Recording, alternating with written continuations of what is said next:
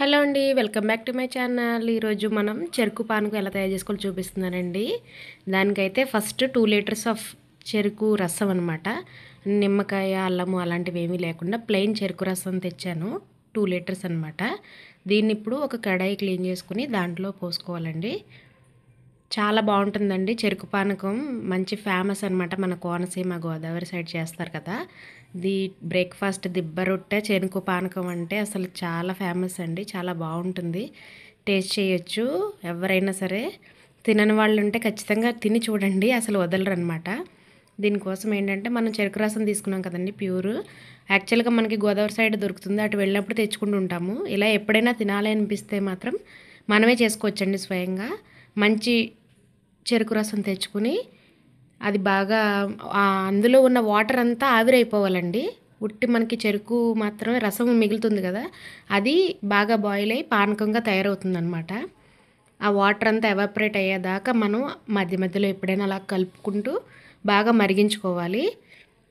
Medium to high ఫ్లేమ్లో మధ్యలో పెట్టుకోవాలండి. సో మనకు అడుగంట అయితే ఏముండదు. మ్యాక్సిమమ్ 1 అవర్ పట్టిందండి నాకైతే. ఏదైనా సరే ఎంత క్వాంటిటీ తీసుకున్నా ఒక 1 అవర్ పడుతుందండి. మీడియం నుంచి హైకి మధ్యలో పెట్టుకోండి బర్నర్ ఫ్లేమ్ వచ్చేసి. అలా కలుపుతూ ఉండాలి. ఇందులో వాటర్ అంతా ఆవిరైపోతూ ఉంటుంది అనమాట. చూసారా, మ్యాక్సిమమ్ హై లెవెల్ నుంచి ఎంతవరకు వచ్చిందో నా కడాయిలో వాటర్ మ్యాక్సిమం ఎవాపరేట్ అయిపోయింది. ఇంకా 3/4 ఉందండి. సో అది అలాగ బాయిల్ అవుతూ ఉంది. ఇంకా కొంచెం దగ్గర పడింది చూసారా. ఇప్పుడు థిక్నెస్ కొంచెం కలర్ వాటర్ అంతా ఎవాపరేట్ అయిపోయి కొద్దిగా చిక్కగా అవుతుంది ఇప్పుడిప్పుడే. దీన్ని మనం చూసారా ఫైనల్ స్టేజ్కి వచ్చేసింది, దగ్గరలోకి ఉందన్నమాట. సో మనం కొంచెం మన వేళ్ళతో పట్టుకొని చూస్తే లైట్గా జిగురుగా అనిపించాలి, మరీ తిక్కు పాకంలా రావడం అవసరం లేదనమాట. సో చూసారా బాగా మరుగుతుంది. ఇప్పుడు ఏంటంటే కొంచెం మనం ఫ్లేమ్ అడ్జస్ట్ చేసుకోండి అక్కడ మీ అవసరాన్ని బట్టి. ఇంక లాస్ట్కి వచ్చాక ఏంటంటే బాగా అంటుతుందని చెప్పి కలుపుకోవాలి. సో ఇలా ప్రిపేర్ అవుతుంది చూసారా, చాలా బాగుందండి. ఇప్పుడు మనం ఒక ప్లేట్లో వేసి చూసుకుందాము. బాగా కొంచెం వాటరీగా ఉంది.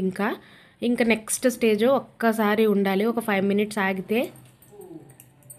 మినిట్స్ ఆగితే మనకి చూసారా పొంగు వస్తుంది. అంటే కొంచెం బాగా పాకం కింద తయారవుతుంది అనమాట.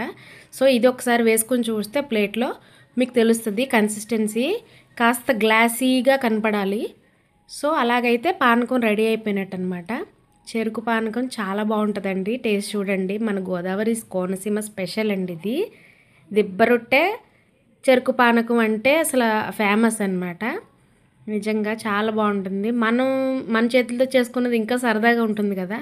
అదిగోండి బాగా కొంచెం కన్సిస్టెన్సీ థిక్ అయింది. సో గ్లాసీగా కనబడుతుంది చూసారా.